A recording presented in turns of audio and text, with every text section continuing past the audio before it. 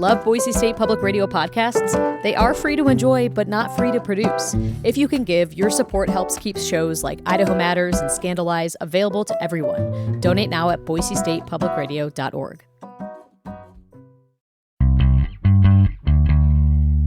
From the studios of Boise State Public Radio News, I'm Gemma Gaudet. This is Idaho Matters.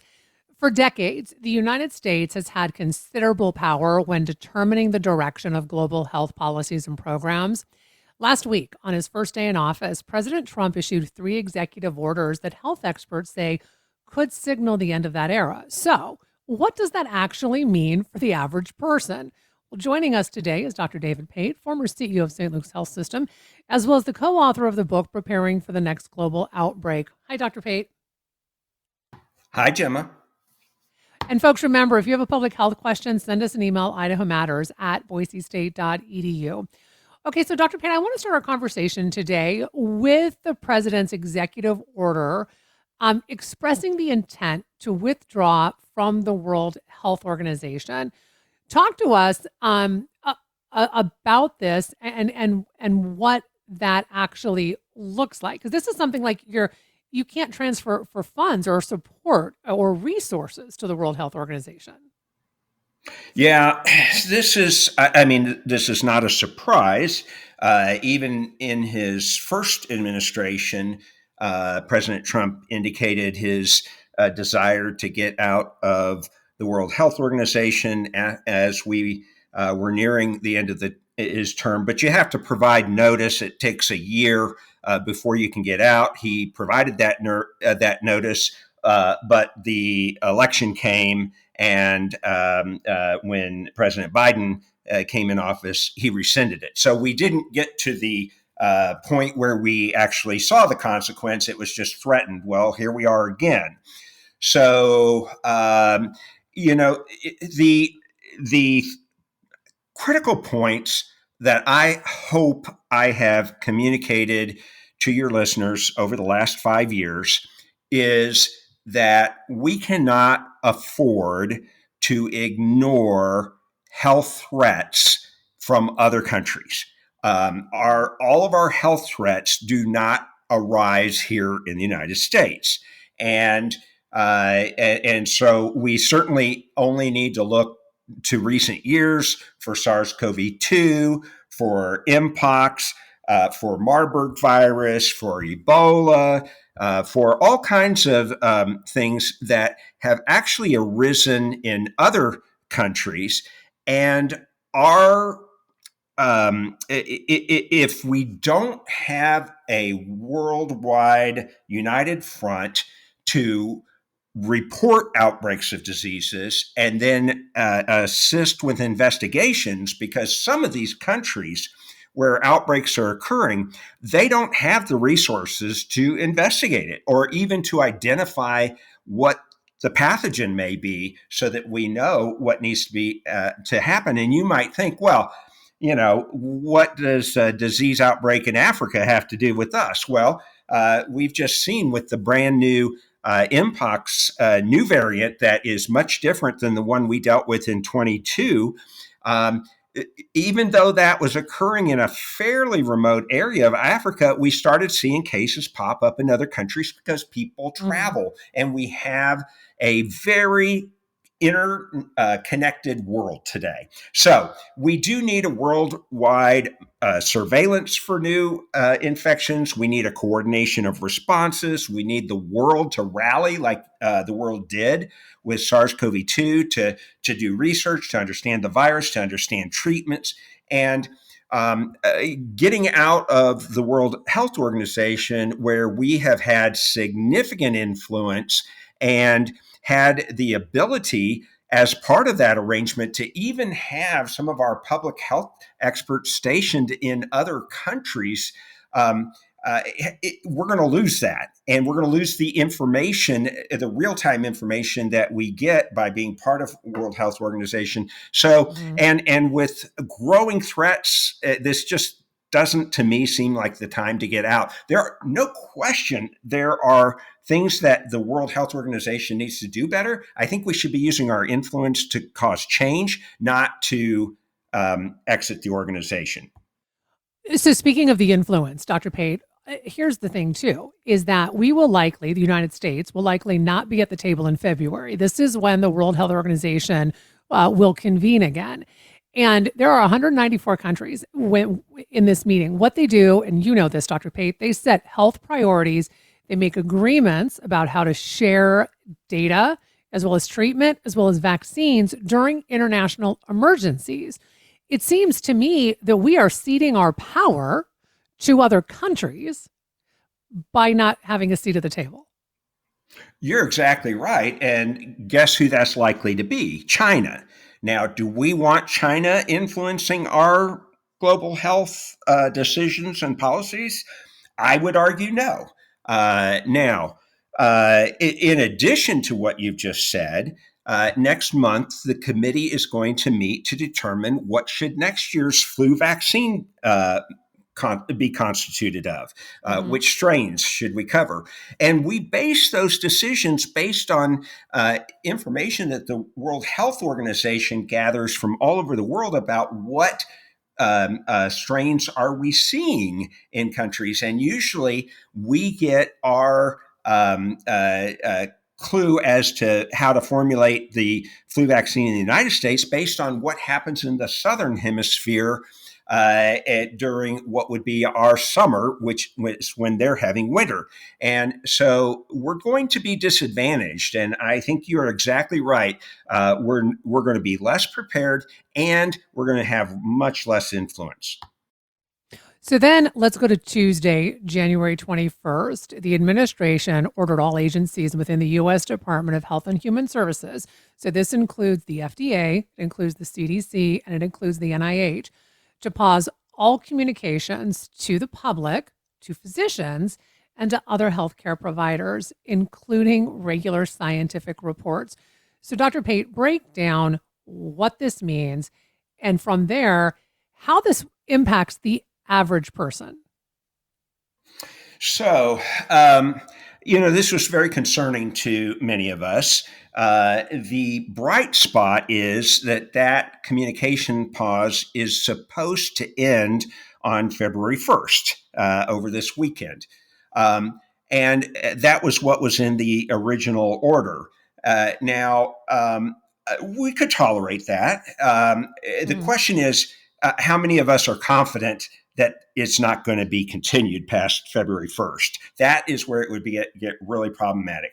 So what would this communication pause mean? Well, let's just consider we're at the peak of the respiratory virus season right now, as most people realize, and especially your listeners, because we talk about it all the time. We're having COVID, RSV, influenza, and so we're not going to have that data and to know, well, are things getting worse? Have we hit the peak? Are we getting better? We're not going to know things about the H5N1, the bird flu outbreak that we're currently dealing with, because that is information we have to look at about is the spread getting under control? So far, it's not. How many more herds are getting infected? What are we seeing in terms of human infections? And we won't get that information. And then, as you said,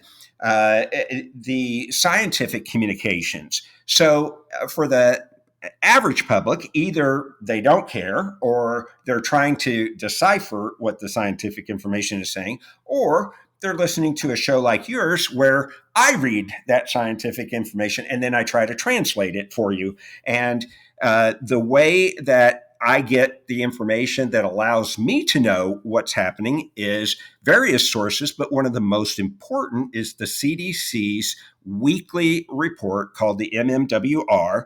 And that gives us, the CDC's gives us in one fell swoop in that issue, what are the leading pressing health and public health concerns? What do doctors and scientists need to know? What do they know? And so it's the most up-to-date, more than just data. It's really a synthesis of data and explanation about things. And so that publication, for the first time in more than 60 years, got paused. And that publication was supposed to, my understanding, and please correct me if I'm wrong, Dr. Pate, that the CDC was supposed to have a report on the bird flu that was paused. Also, my understanding is that with this pause, simple things like foodborne illness outbreaks, we're not getting health alerts on that. So this is going on, but as the public, we are not getting that knowledge. Is that accurate? Yeah, some pretty much. So let me explain about that. So you're bringing up a good point. In addition to that MMWR report that I study for the benefit of your readers and to give advice, physicians throughout the country and healthcare providers can get what is called the Health Alert Network, be part of the Health Alert Network, and we get a urgent update if there's a new outbreak of something. And it could be a foodborne illness. Many of the things that were in those health alerts are things that we've talked about on the show so that we could get your listeners up to speed right away. Mm-hmm. That's another publication that is paused. Now, part of the problem is all of these various orders and so forth have really just sown a lot of confusion. And I think while there are exceptions, it's hard for staff to understand, well, wait, what about this? Can we do this or not? And the exception in the report is that if it's a matter of extreme life or death or health, you can still get that alert out. But there's just a lot of confusion. And so the FDA did actually go ahead and they had a very urgent recall on potato chips that were contaminated. And that one was allowed to go ahead and come out. So we did know about that. And then also we can still look to our state and local public health departments because they can still communicate, although they're going to be somewhat disadvantaged by not getting the federal information. Mm-hmm. But so we still have some ways, and I wouldn't say I'm totally in the dark. I have many different sources that I use to try to get the information, but I'm certainly disadvantaged compared to where I was before to be able to bring your listeners the most detail and information possible. So, Dr. Pate, this seems not that big of an issue on paper. And that is that the U.S. State Department also issued a 90-day stop work order on all existing financial assistance, and it pauses new aid, except for military assistance for Israel and Egypt. I want to talk about this, though, because there is a global health impact with this 90-day pause. You mentioned this at the top of the program, and that is, for example, halting work on a Marburg outbreak in West Africa. Yes. So this sorry, in Tanzania, order, I got that wrong. The order that came out was, as you said, to make a 90-day stop work, not just stop funding, but stop work on all of this external funding, which includes funding to the USAID, which does a lot of really important things. This would have meant an interruption to what's called the PEPFAR program that President George W. Bush started and has saved hundreds of millions of lives, which with providing low-cost drugs to Africa to treat HIV. And the problem is, in 90 days, if you stop those medicines, they're HIV disease, which is under control with the medications, would go completely out of control and probably kill a lot of people. But it also does a lot of things like feeding children and infants in areas of famine. It provides vaccines for people. It does it does a lot of different things. Now, there was a rush to the courts, and I think it was yesterday late that a court blocked it and said, we need time to study this and issue an opinion. They were anticipated to issue an opinion on Monday. However, right before coming on the show, I just saw a notice that seems to suggest that the White House is now rescinding that order. So that's good. But I think that, look, I'm a lifetime Republican. I want the president and the administration to be successful because that's my country. And so, and yes, there are definitely things that should be looked at, can be changed, can be improved. But what we don't really need to do is just throw everything into chaos. And even if you are going to make these changes, please communicate and explain to people well, and so that it doesn't create so much confusion. Well, what's covered by this, what's not, how long is it going to be, and frankly, do you actually have, without knowing the consequences of things, can't you review things while they're still continuing, because you just stop things and then you get these unintended consequences. And we've seen this over and over in the last week. So can we also talk a little bit about this pause in research funding during all of these orders? There seems to me, Dr. Pate, to be a lot of confusion and frankly anxiety, because we're talking about, when we say research funding, I mean, that's cancer research, right? I don't know anyone who would say, no, we don't want to find a cure for cancer. I mean, I want to know someone who hasn't been impacted by cancer. So can you take us through what this means? Because again, I think there's just so much confusion that is this type of research paused right now? Is it not?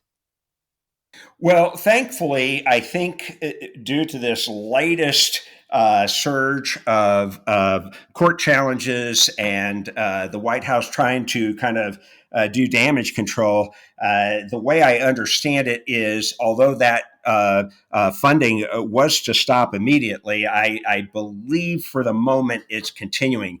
But you bring up a very good point, and I couldn't agree more with you that what has really happened here is just this sowing of confusion and chaos. And so let me just explain about research funding. Research funding can come from a lot of different sources, but the NIH, the National Institutes of Health, is a very important source of funding for scientists. And one of the reasons it is so important is it's very selective. It's very hard to get NIH grants. And so it tends to be some of our leading scientists at our leading organizations that are doing cutting edge research that there is reason to believe that this would be a good investment to make.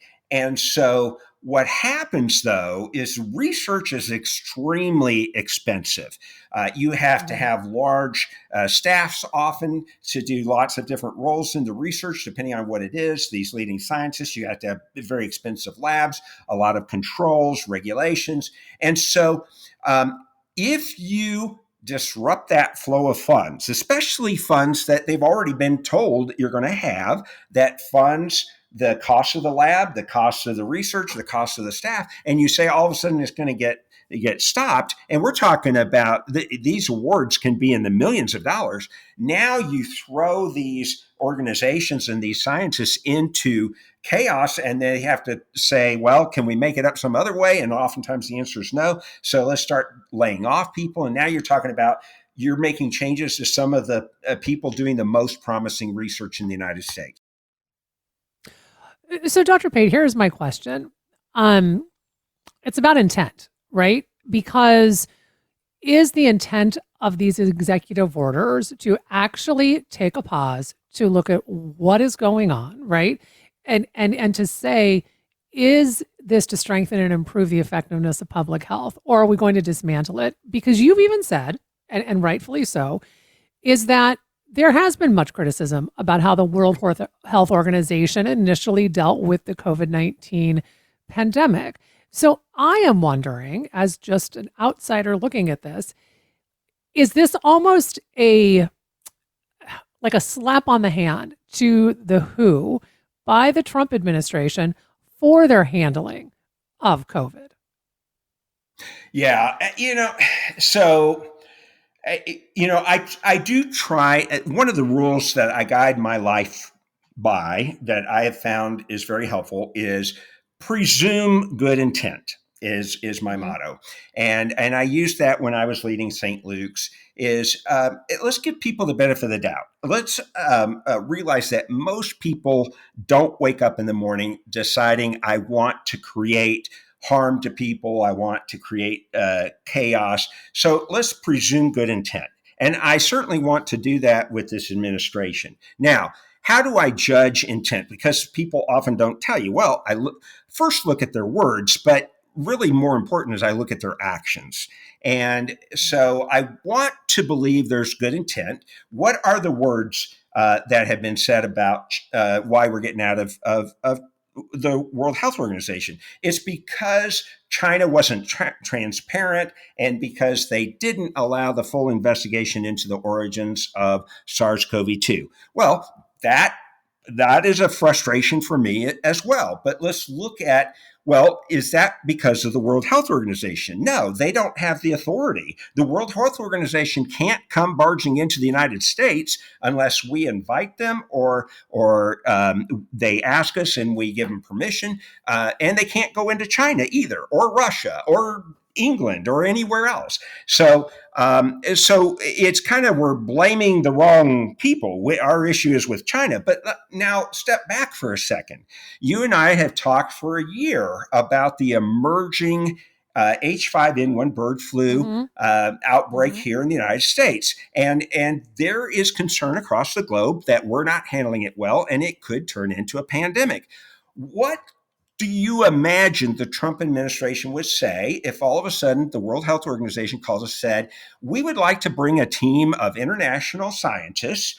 It'll include, people from China and other places. And we want to come into the United States and we want to examine everything and look at how you're handling the H5N1.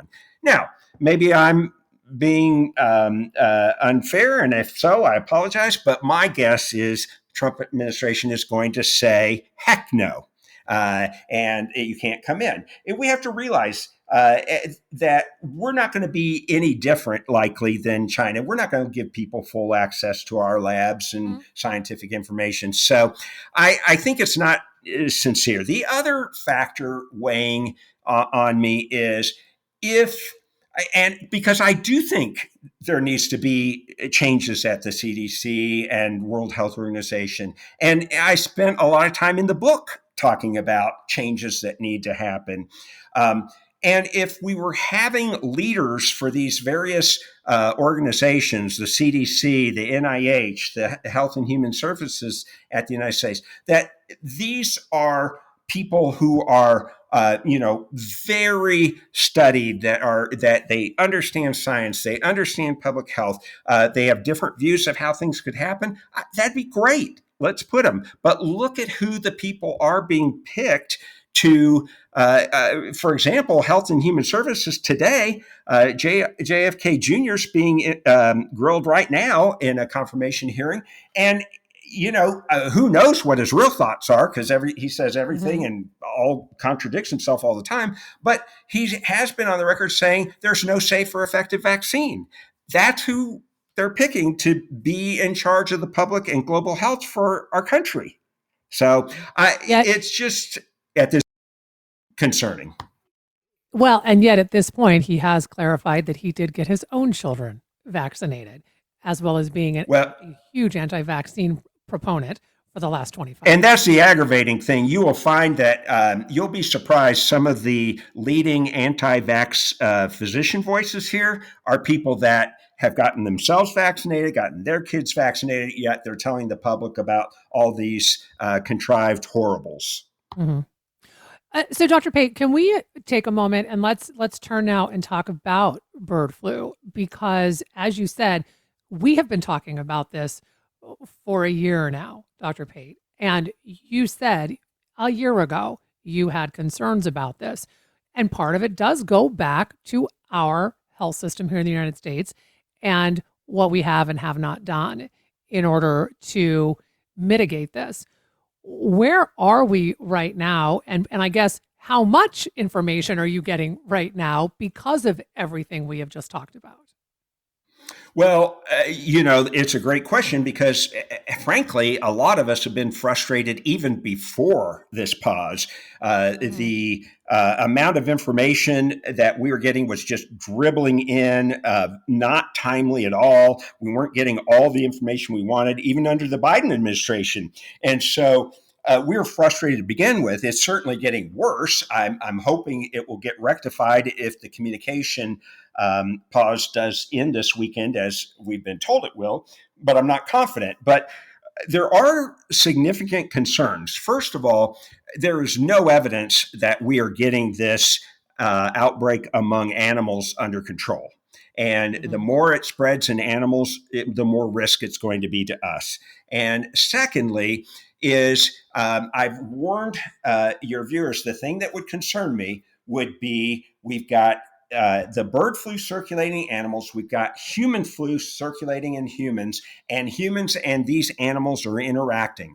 That means that a human or an animal could be co-infected with a bird flu and a human flu. And then what the influenza viruses do is they reassort. They will exchange parts. So what you do is you have an infection with A and an infection B. They trade parts, and now you come out with a new virus C. And that virus C might be able to transmit better to humans.